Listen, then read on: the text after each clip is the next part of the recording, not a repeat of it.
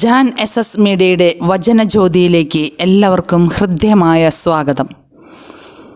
സഭയിലെ ശൈശവദശയിലെ പ്രത്യേകിച്ച് ക്രിസ്തുവിൻ്റെ അപ്പസ്തോലന്മാർക്ക് ശേഷം 2 തലമുറ വരെ ഉണ്ടായിരുന്ന സഭാപിതാക്കന്മാരെ അപ്പസ്തോലിക പിതാക്കന്മാർ എന്നാണ് സാധാരണയായി വിളിച്ചു പോരുന്നത്. പ്രസിദ്ധരായ അപ്പസ്തോലിക പിതാക്കന്മാർ റോമായിലെ വിശുദ്ധ ക്ലെമൻ്റ്, അന്ത്യോക്യയിലെ വിശുദ്ധ ഇഗ്നേഷ്യസ്, സ്മിർനായിലെ പോളികാർപ്പ് തുടങ്ങിയവരാണ്.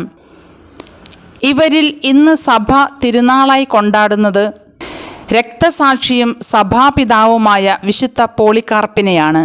വിശുദ്ധനായ പോളികാർപ്പിൻ്റെ ജീവിത കാലഘട്ടം ക്രിസ്തുവർഷം 70-156 ആയിരുന്നു. യേശുവിൻ്റെ ശിഷ്യനായ യോഹന്നാൻ്റെ ശിഷ്യനായിരുന്നു പോളികാർപ്പ്. അദ്ദേഹത്തെ ക്രിസ്തുമതത്തിലേക്ക് കൊണ്ടുവന്നതും യോഹന്നാൻ സ്ലീഹയായിരുന്നു.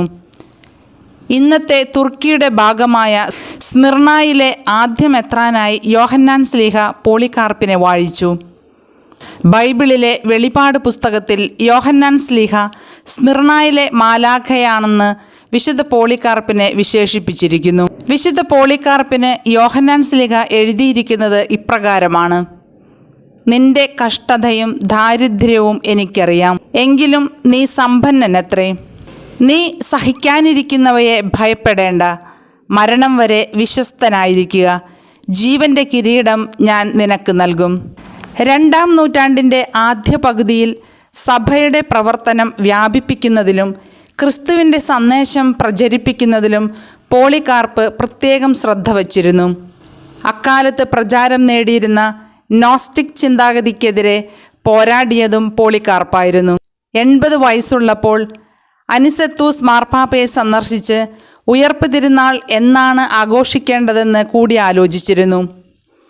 പോളികാർപ്പ് നിരവധി ഗ്രന്ഥങ്ങൾ രചിച്ചിട്ടുണ്ടെങ്കിലും അവയിൽ ഫിലിപ്പിയക്കാർക്ക് എഴുതിയിട്ടുള്ള ലേഖനം മാത്രമാണ് ഇന്ന് ലഭ്യമായിട്ടുള്ളത്. ഈ കൃതിയുടെ ഏറ്റവും പുരാതനമായ സാക്ഷ്യം ഇരണേവൂസ് രേഖപ്പെടുത്തിയിട്ടുള്ളതാണ്. ക്രിസ്തീയ വിശ്വാസത്തിൻ്റെ മുഖ്യധാരയുമായി യോജിച്ചു പോകാത്തവരുടെ ബദ്ധശത്രുവായിരുന്നു പോളികാർപ്പ്. വിട്ടുവീഴ്ചയില്ലാത്ത യാഥാസ്ഥിതികതയുടെ മാർഗമാണ് അദ്ദേഹം സ്വീകരിച്ചത്. വേദവിരോധികളുടെ സിദ്ധാന്തങ്ങൾ കേട്ട് അവരോട് തർക്കിക്കുന്നതിനു പകരം ചെവി പൊത്തുകയാണ് നല്ലത് എന്നാണ് അദ്ദേഹത്തിൻ്റെ വാദം.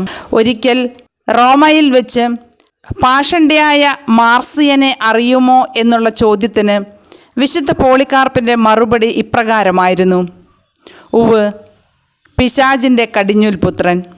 മാർക്കസ് ഔറേലിയൂസ് ചക്രവർത്തിയുടെ കാലത്ത് പോളികാർപ്പിനെ വധിക്കാൻ വിജാതിയർ ശ്രമിച്ചുവെങ്കിലും ക്രിസ്ത്യാനികൾ അദ്ദേഹത്തെ ഒളിപ്പിച്ചു വച്ചു.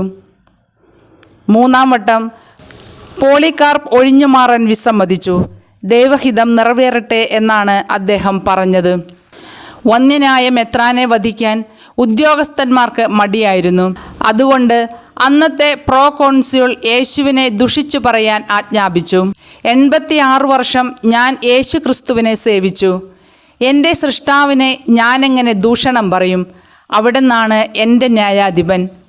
ഇത് കേട്ട് ക്രൂധനായ പ്രോകോൺസ്യൂൾ പോളികാർപ്പിനെ ജീവനോടെ ദഹിപ്പിക്കാൻ തീരുമാനിച്ചു.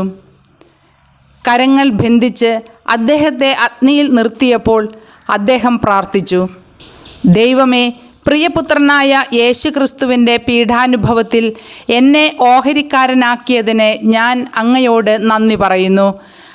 അങ്ങയുടെ സ്തുതിക്കായി എന്നെ തന്നെ ബലിയർപ്പിക്കുന്നതിനും സ്വർഗത്തിൽ അനവരതം അങ്ങയെ സ്തുതിക്കുന്നതിനും എന്നെ യോഗ്യനാക്കണമേ. അനന്തരം വിറകിന് തീ കൊടുത്തു.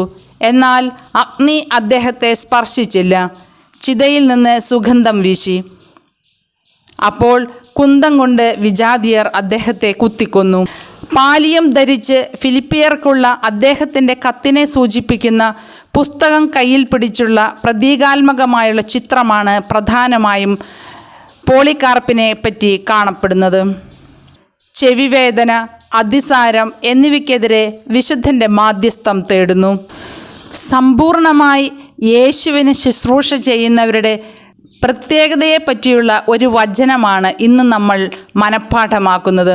വിശുദ്ധ പൗലോസ്ലീഹ കോറിന്തോസുകാർക്ക് എഴുതിയ 2-ാം ലേഖനം 6-ാം അധ്യായം 10-ാം വാക്യം: ഞങ്ങൾ ദുഃഖിതരെ പോലെയാണെങ്കിലും സദാ സന്തോഷിക്കുന്നു, ദരിദ്രരെ പോലെയാണെങ്കിലും അനേകരെ സമ്പന്നനാക്കുന്നു, ഒന്നുമില്ലാത്തവരെ പോലെയാണെങ്കിലും എല്ലാം ആർജിച്ചിരിക്കുന്നു.